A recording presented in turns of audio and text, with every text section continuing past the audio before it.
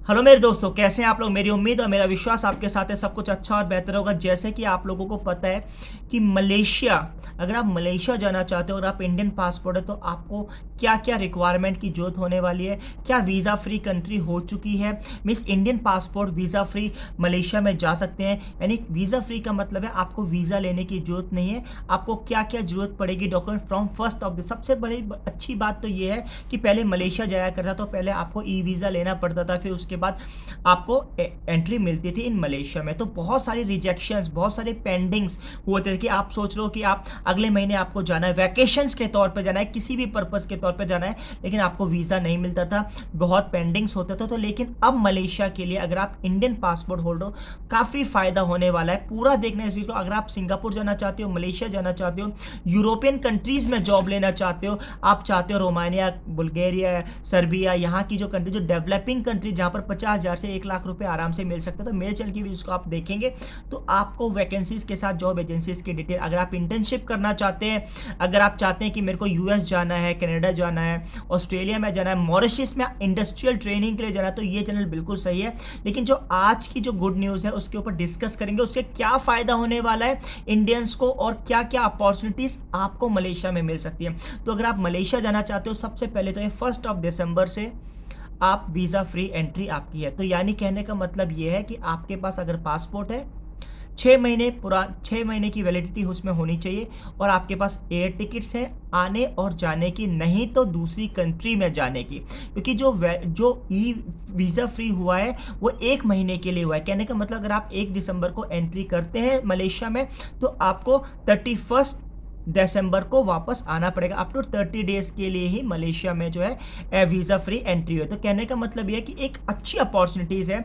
तो सबसे पहले बात है, जो टूरिज्म पर्पज़ के लिए मलेशिया ने चाइना और इंडिया को, दोनों को ही इंडियन सिटीजन पासपोर्ट होल्डर्स को बुलाया है। तो अगर आप किसी कहना आप मतलब है कि आपको 5 दिसंबर को जाना है, तो आपको अब कुछ नहीं करना है, किसी को इन्फॉर्म नहीं करना है। आपको क्या करना है, होटल बुकिंग करनी है और आपको जाने की टिकट और आने की टिकट लेनी है। आपका पासपोर्ट वैलिड होना चाहिए, मिनिमम 6 महीने उसमें वैलिडिटी होनी चाहिए।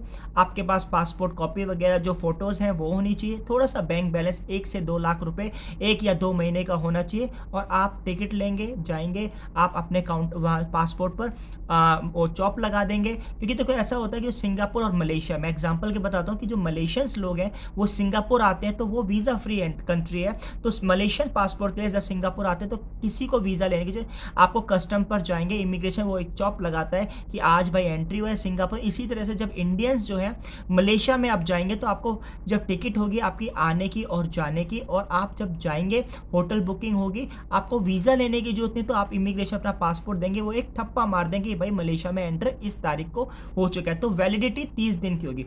फायदा क्या होने वाला है, देखो इससे क्या है, टूरिज्म मलेशिया में ज़्यादा बढ़ेगा। इंडियंस को क्या फ़ायदा होने वाला है, क्योंकि हमारे देश में बहुत सारे ऐसे लोग हैं जो बिजनेस पर्पस के लिए मलेशिया जाना चाहते हैं और एक अपॉर्चुनिटीज देखना चाहते हैं। देखो टूरिज्म पर्पस के लिए मलेशिया अच्छा है, चीप एंड बेस्ट है। एक जो रिंगित है जो चलता है, मैं सिंगापुर डॉलर्स के कन्वर्जन के हिसाब से बताता हूँ, $1 जो है वो 3 या 3.5 रिंगित के आसपास होता है। तो एक रिंगित इंडिया का जो है 20 रुपये के आसपास है। तो मेरे हिसाब से काफ़ी लोगों को ऐसी अपॉर्चुनिटीज़ भी मिल सकती है मलेशिया में, अगर आप टूरिज्म पर्पज़ के लिए जाते हैं। बिजनेस अपॉर्चुनिटी, मलेशिया काफ़ी बड़ा है, बहुत सारे स्टेट्स हैं, केएल है, जेबी है। तो एक मेन बता रहा हूँ मैं आपको, बहुत सारे, सबा सरोबा एक अलग पार्ट है, पेनिंग है, बहुत सारे ऐसे स्टेट हैं जहाँ पर आपको बिजनेस अपॉर्चुनिटी मिल सकती। तो अगर आप मलेशिया में टूरिज्म पर्पस के लिए जा रहे हैं, वेल एंड गुड। लेकिन काफ़ी सवाल ऐसे आए थे कि सर क्या हम वर्क वीज़ा, देखो भाई ये चीज़ें ऐसे डिस्क्लोज, अगर आप टूरिज्म पर्पस के लिए जा रहे हो, आपको 30, क्या पता आपको कोई एम्प्लॉयर मिल जाए तो आप वापस आके अप्लाई कर सकते हो वर्क वीज़ा। वहाँ से कोई कन्वर्जन नहीं होगा कि आप टूरिस्ट वीज़ा पर जा रहे हो वर्क, हाँ आप कोई एम्प्लॉयर वगैरह देख लेते हो, फिर आप वापस आ जाते हो, फिर आपका वीज़ा वगैरह अप्लाई होता है तो आप आ सकते हो दोबारा। वीज़ा फ्री कंट्री है एज अकॉर्डिंग टू ट्रेवल के लिए। तो फ़ायदा क्या होने वाला है, जैसे एग्जांपल के तौर पे हम 1 महीने के लिए ट्रैवल के लिए गए, हमारे को कोई बिजनेस अपॉर्चुनिटीज़ वहाँ नज़र आई, कोई हमारे को वेयर हाउस खरीदने को मिला, कोई कमर्शियल बिल्डिंग्स, हमें कोई ऐसा बिजनेस है हमें ग्रैब कर, तो एक अपॉर्चुनिटीज़ मिलती है कि अगर आपके पास एग्जांपल के तौर पर 1 लाख मलेशियन रिंगित है तो 1 लाख मलेशियन रिंगित में आप वहाँ पर स्मॉल बिजनेस अपना सेटअप कर सकते हो।